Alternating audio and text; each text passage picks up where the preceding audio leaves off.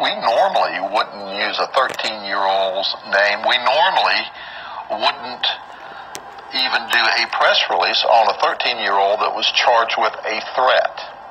But his pattern of conduct and his pattern of threats and the fact that he has in his PlayStation photographs of the Parkland shooter and photographs of the shooting of Columbine tell us that this is a disturbed young man who's facing felony charges, and he is worthy of keeping a very close eye on by the system.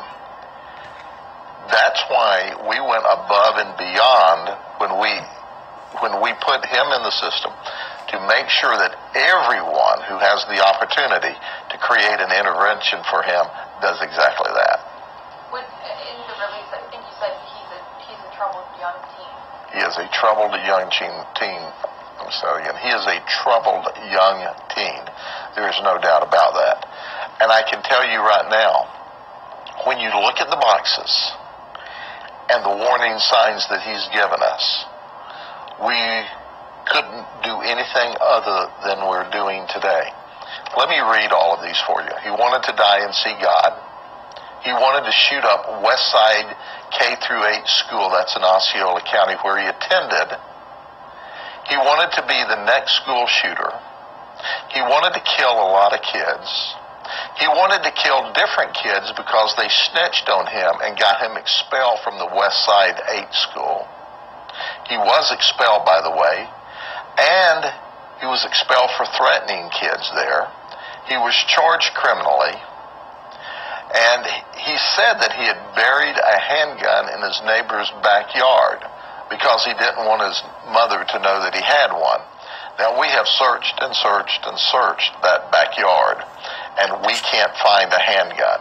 Does it mean it's not there? We hope that it means it's not there. But we've searched it with canines, we've searched it with equipment to indicate whether or not we could see an object there or hear an object there from the metal content. We don't see and can't find any evidence of a gun. But what we fear is if he had access to a gun, he'd use it. And we have to take him at face value.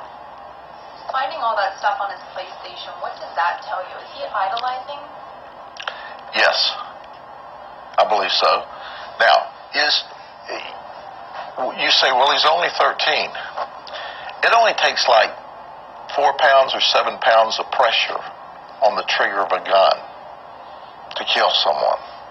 So, is he fantasizing, or is he idolizing, or is he prepping? We're taking him at his word, and we're doing everything we can to make sure he gets help. But understand, law enforcement is a short-term problem solver. We have turned him over to the mental health folks. We have turned him over to the Department of Juvenile Justice, who both are responsible for long-term assistance. And they need to take him as serious as we think he potentially could be. Because it's too late to say, oh, he's just a kid, oh, he didn't mean it, oh, he was just wanting attention, after he shows up someplace and shoots up the kids. My last question, what about parents who are concerned? Because, obviously he already made the threats, he was expelled, Absolutely. He was charged, that did nothing, because here he is doing it again, and he's 13 years old and drunk. I mean, how do you assure parents that he's not going to return to the school? The only assurance that we can have that he won't hurt children is if he's in a program someplace and detained. That's the only way we'll know for sure, because understand, he was Baker acted by Osceola County in February, and they file affidavits on him for second-degree felonies. They've gone back and got the warrants since they have now discovered by working with us that on the 24th, he was passed out on the side of the road from drinking liquor and taking quote-unquote happy pills on Saturday morning. And then he's espousing all these positions. And then we find that he's got these photographs of the Columbine shooting and a picture of the Parkland shooter in his PlayStation, we're taking this kid serious. And he's got the 1,000-yard stare in his photo.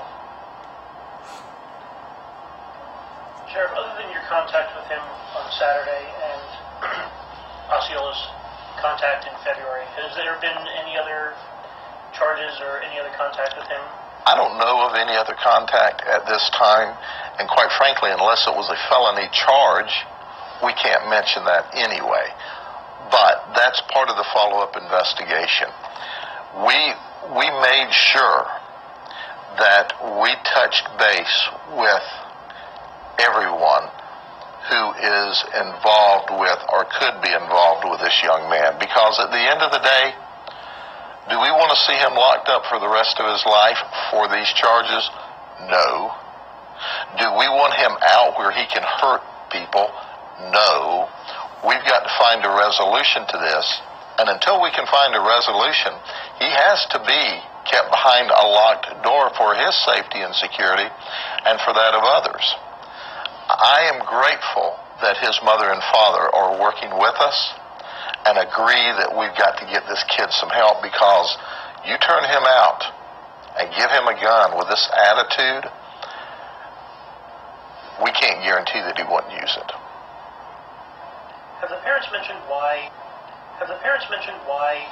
he's acting out in such a way? I don't have that information today. I'm certain that they've probably provided more details to our detectives, because we would have asked that. But it concerns us, and this is the young man that people at one time wanted to ignore, that, oh, he's just seeking attention. No, we don't ignore words any longer, ever again. Should anyone ever ignore words? We never have, quite frankly, here at the Sheriff's Office. But it's a new day for law enforcement, mental health services, and juvenile systems across the country. We cannot and will not and should not ignore words, because words are precursors to actions. I've studied these active shooters, and historically, there have been previous signs, some more overt and obvious than others, but there have been signs prior to the shooting. Well, as far as we're concerned, he's given us plenty of signs to be careful. Okay? All right. Thanks, sir. Thanks, Sheriff. Thank you very much. I wouldn't want to go to sleep with him sleeping in the next bed.